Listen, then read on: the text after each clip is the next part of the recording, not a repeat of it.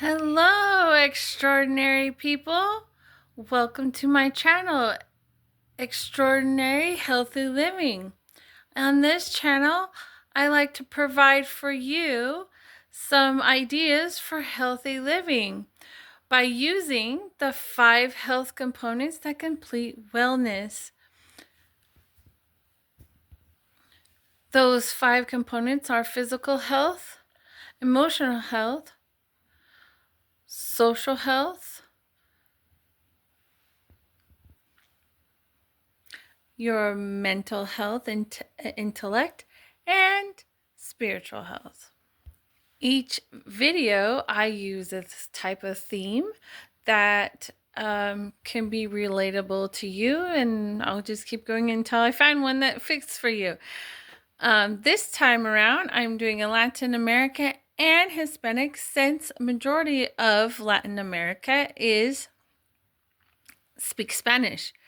And so we obviously need to include Spain on this. And just a real quick side note,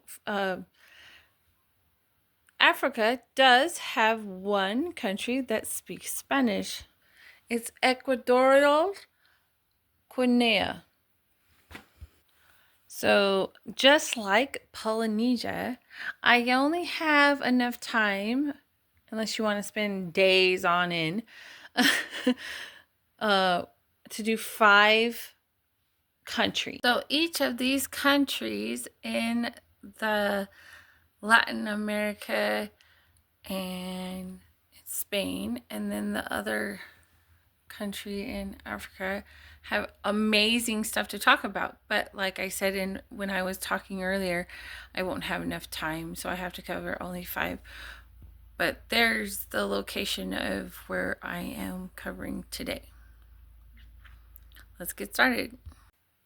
So right above Africa is Spain. And well, we're going to talk about it for our mental health. Did you know that Spain was the second in 2024? It was the second most traveled country in the world. Now, I automatically would think, oh, the beauty, the beaches, and the wonderful food to try. That alone would be worth going for. But there's something else really amazing there. So I'm going to have to read this so I don't get it wrong. There are 50. Remember, I said 50. United Nations Educational, Scientific, and Cultural Organization, or UNESCO, World Heritage Sites in Spain. So they are protected and they have much history and culture to provide at each of these sites. So a fun game to play with your family, even if you do this on the internet, they can play the Hispanic game of veo, which means I see, or in English terms, it's another version or similar to the game I Spy. You can put in your search like World Heritage Sites, or you can put in the UN ESCO World Heritage Sites, and that would just automatically list all. And if you say put all 50 in Spain, 50 sites in Spain, and then it will give you a list, and then it will give you some small little details about it, and you can play this game or in person if you're so fortunate. So if you're ready, I'm going to give you a hint and play Vio with you. So it's south of Madrid, and it is the city of 3 cultures. There's your hint. Now pause it and see if you can look it up and find it, and then I will give you the answer. The city is called Toledo. So hopefully I didn't butcher the name. And there is your mental health in Spain. And a fun way to play a game to discover all these wonderful 50 sites. And for our emotional health, we're going to Puerto Rico. At least listening to me, and I'll show you a couple things. So there are only five national biological bays, and 3 of them are all in Puerto Rico. Pretty cool. So we have Laguna Grande Fajardo in Puerto Rico. That's one. Then we have La Pergrana in Lajes, Puerto Rico. And number 3 is Mosquito Bay in Puerto Rico. And then 4, there's Luminos Lagoon in Jamaica. And the last 5th one is Holong Bay in Vietnam.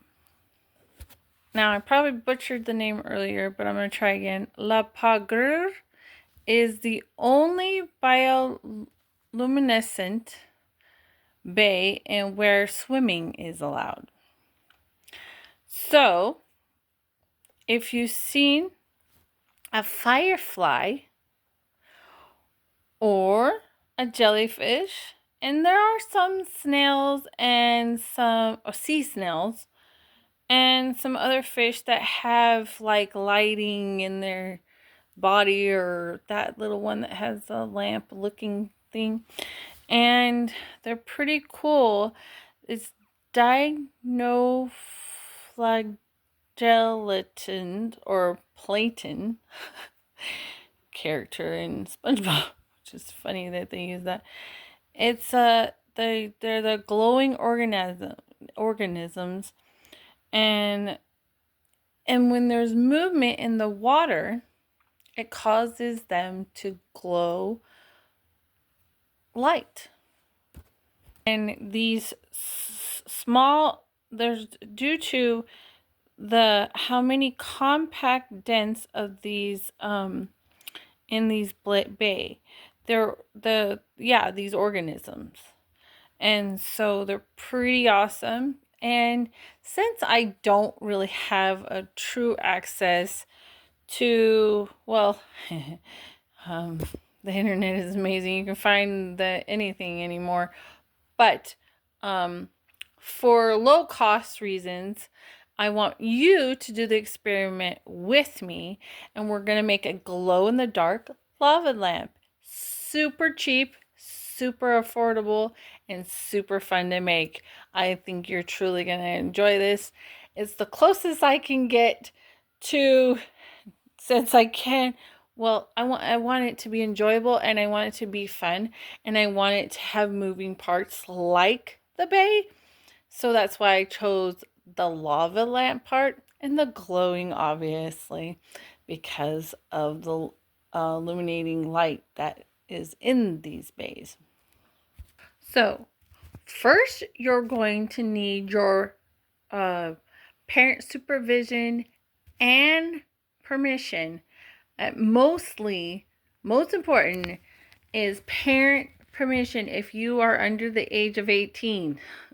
If or still living home, you still have to get permission to do it in their home. Okay, so you need permission to do these things. Okay, so those are number 1. All right, this is what you need for your glow-in-the-dark lava lamp. You need some oil. Well, first of all, you need some water in a cup or jar like mine. It doesn't necessarily be one. I wanted one. gloves for your hands, because taking off the taking out the ink of this is messy, and then pliers to take the back end of the highlighter. I would use yellow because it's easier to see, and then don't forget your salt. So I'll explain each one, why we go through, why I'm using it. So I took off the end of this pen here.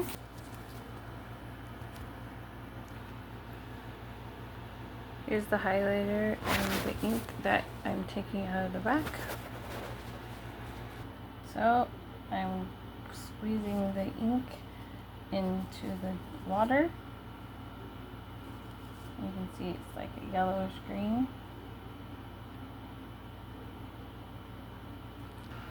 So now the water is nice and green, and if you didn't have gloves, go wash your hands. But in the meantime, let's add some oil. So oil is less dense than water, so it will float to the top. There we go. You can see that it floated to the top. There it is, right on the top.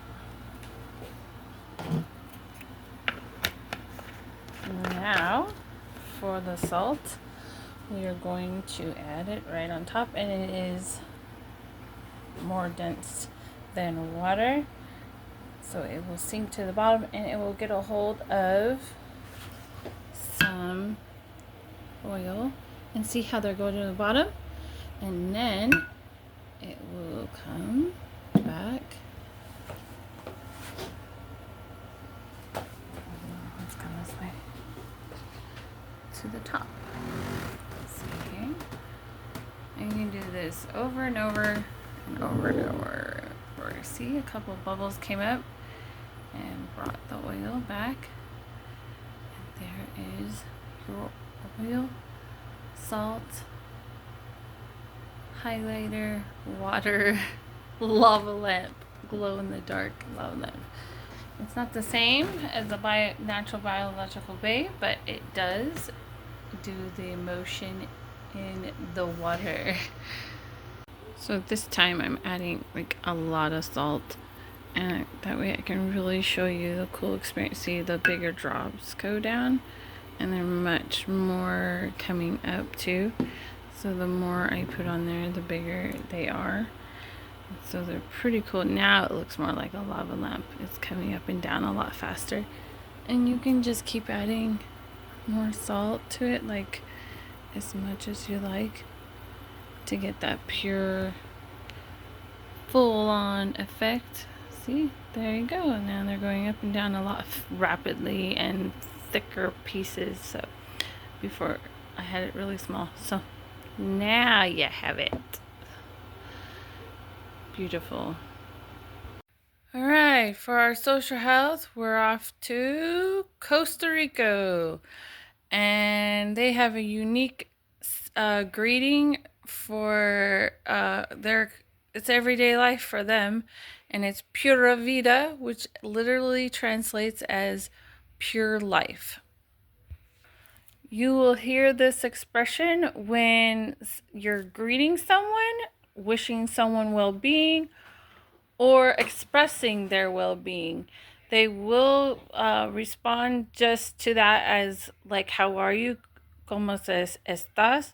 But a lot of time there's wishing well, like whether someone is just greeting someone that they care about, or they just do that on an everyday basis, and that's how they greet each other. Pura vida.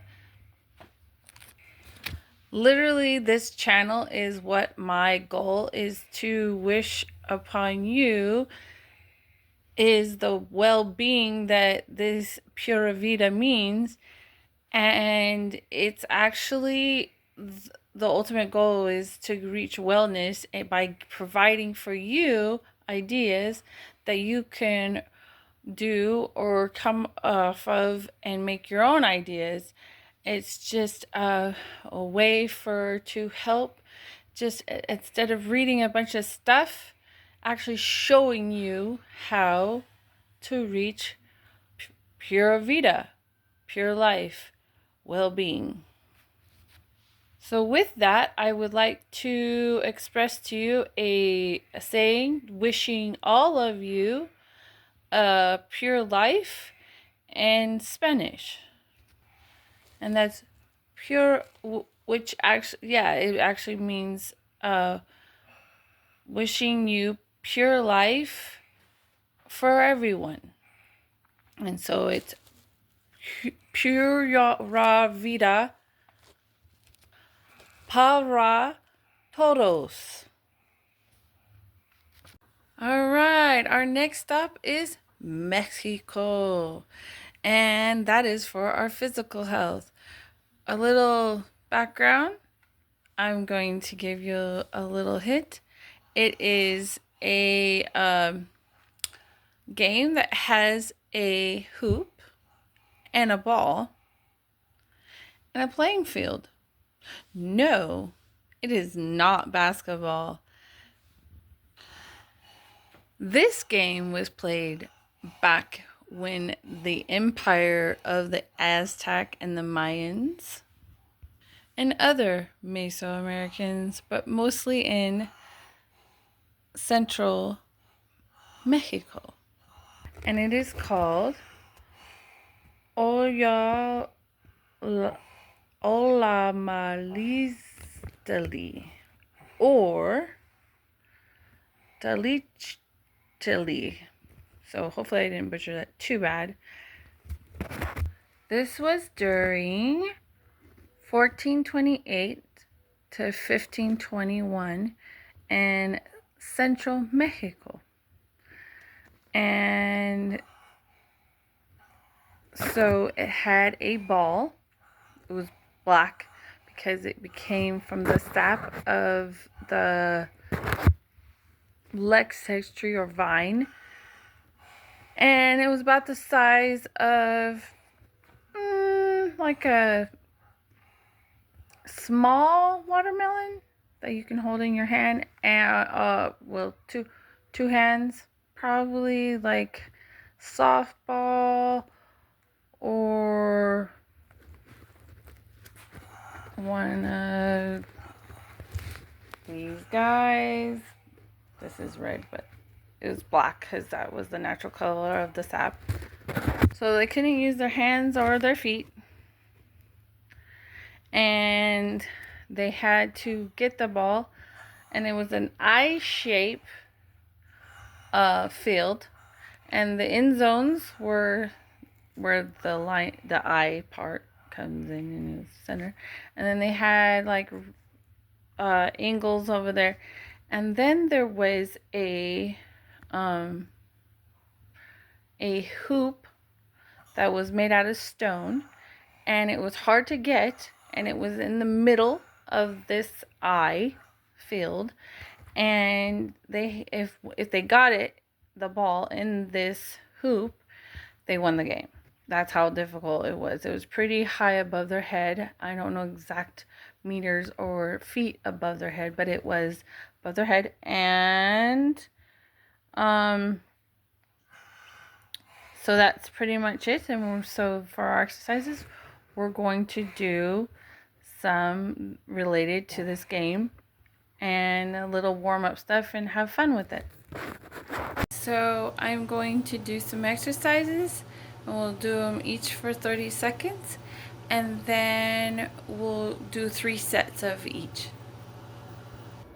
Alright, we're gonna do around the world kind of stuff like this, and then the other option is like this, and we're gonna start in 5, 4, 3, 2, 1.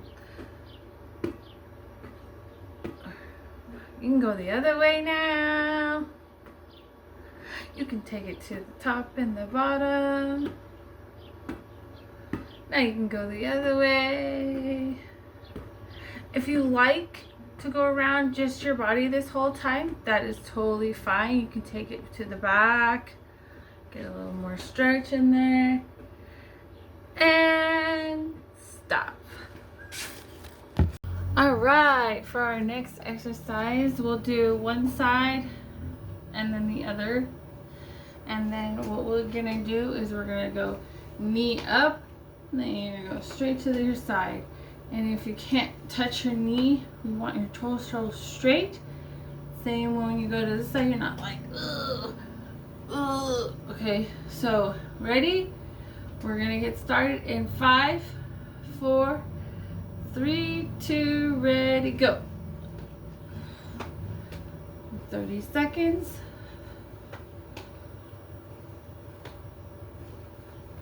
Don't forget to breathe. Inhale, exhale.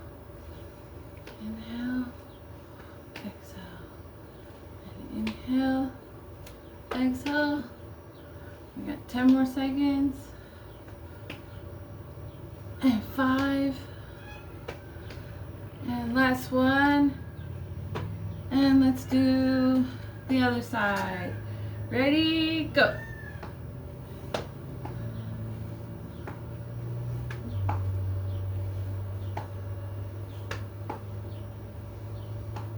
Okay, we're halfway there.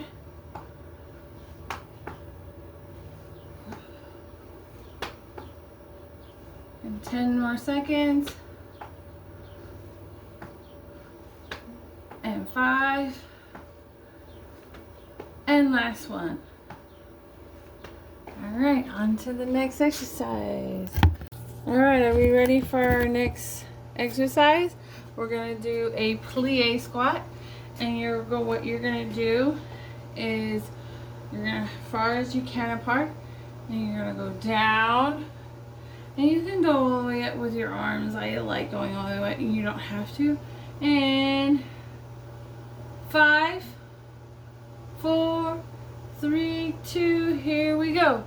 You go down, and you come up, and you try to keep your torso, your back straight, and bring it back up. And it's for 30 seconds. When we're halfway there, keep going. Don't hold your breath, breathe. Inhale, exhale. Inhale, exhale, and last one, and time. All right, we are off to set 2. Let's do our around the world or whatever in 5. Wait. In 5, 4, 3, here we go. 30 seconds on the clock. You can go the other way. Now you can go up top.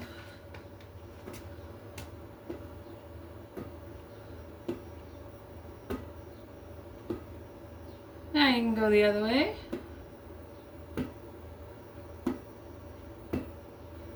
And maybe a couple of them back.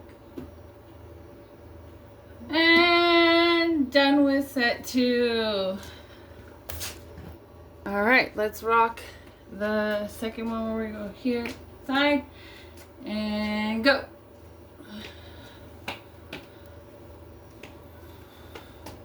"30 seconds on this side and 30 seconds on the other, and then we'll move on to our plies.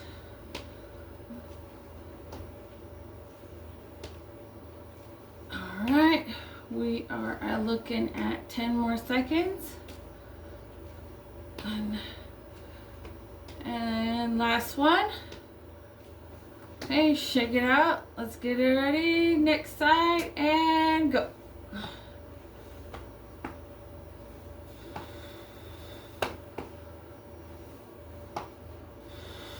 Whoops. It's okay to make a little mistake. Just straighten it, fix it out. Alright.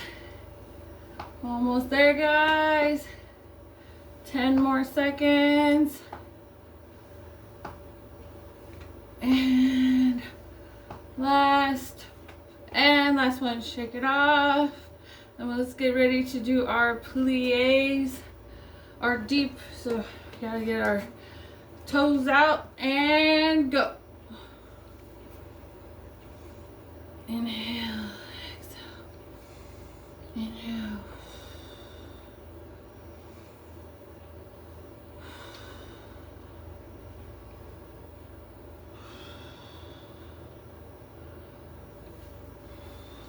If you're a guy, you don't want to do the arm sway, just do straight arms. And then press to your knees and press back up to the sky. And press. And then press up to your hands. And last one. Woo. All right. Let's do around the world. Last set, guys. All right, get ready. Have your ball handy. And here, 3, 2, 1, go. You can go around the other way. And this time I'm going to go behind because I only got 2 in last time. I'm going to go the other way. 10 seconds. I think I'll throw in a couple in the front. And done. All right, let's move on to our next exercise. Here we go. And starting in 3, 2, 1, bring it. Let's go.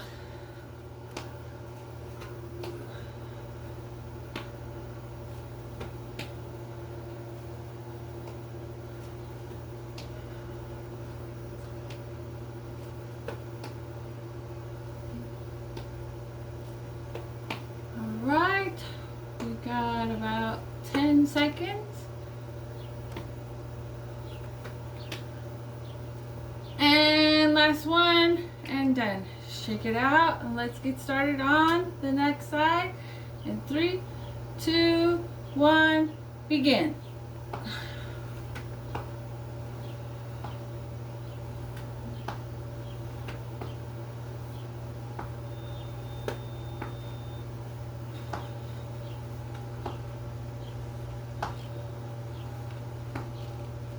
Right, looking at 10 more seconds.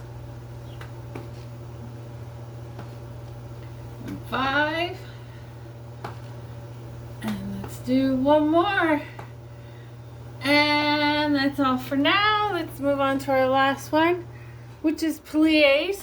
Deep plies. Get your full stance. Point your toes out outwards. And let's start. Ready? And go. Inhale, exhale. Inhale, exhale. Or if you're not wanting to do the wavy arms, we can keep them straight. Palms up, going up. Palms down, going down. Don't forget to breathe. And we are done. And last, hold, release. Good job. Nice little stretch. Let's get 1, 2, 3, 4, 5, 6, 7, 8, 9, 10. And on the side, 1, 2, 4, 5, 6, 7, 8, 10. We did do some arm waving around, so let's get a nice stretch there. 1, 3, 4, 5, 8, 9, 10. And the other arm. 1, 2, 3, 4, 6, 7, 8, 9, 10. And we did a little bit of abs. So let's get a little stretch over here. Get this nice stretch out. 5, 6, 7, 8, 10. And then the other side. Get a stretch. Oh, yeah. And now, last but not least, let's get a little bit of our legs because we did work on them.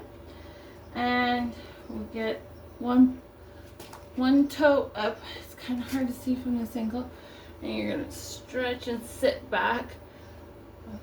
Foot. Nice stretch. Touch your toe if you like. And let's do it again.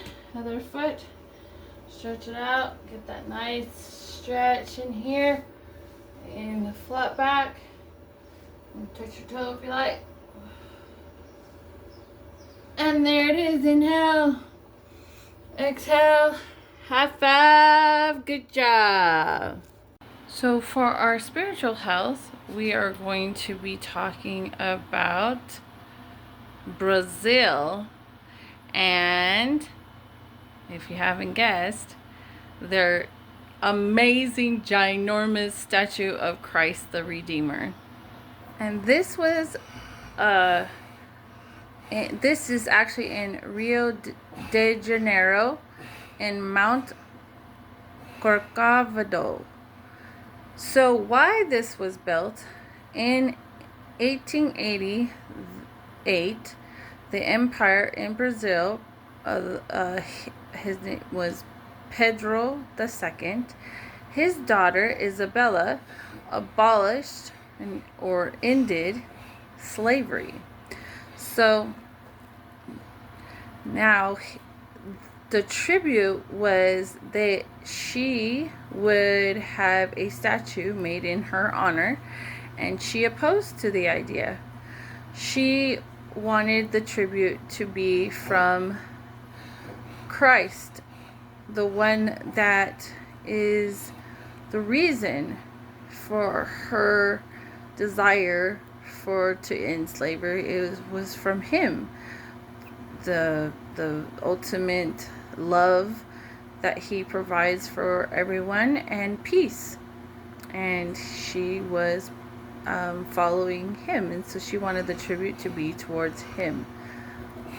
So the construction of this amazing statue was built in between 1922 and 1931.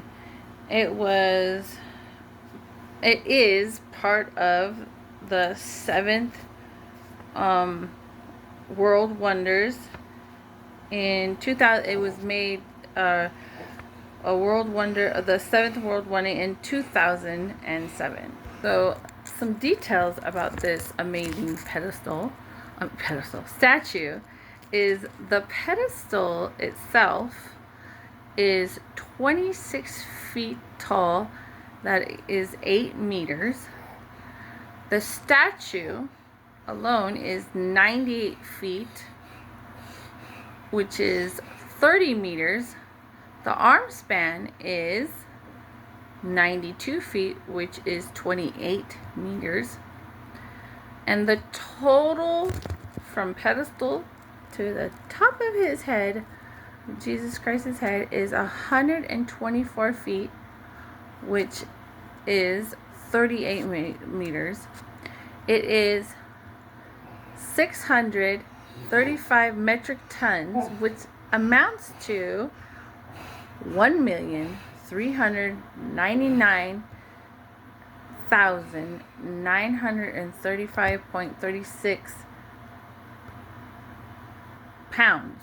So it is amazing.